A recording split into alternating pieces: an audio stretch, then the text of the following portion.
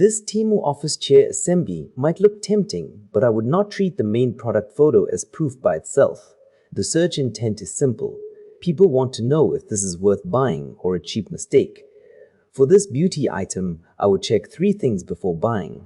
First, whether the listing shows the real size and material. Second, whether buyer photos match the promise. And third, whether low-star reviews repeat the same complaint.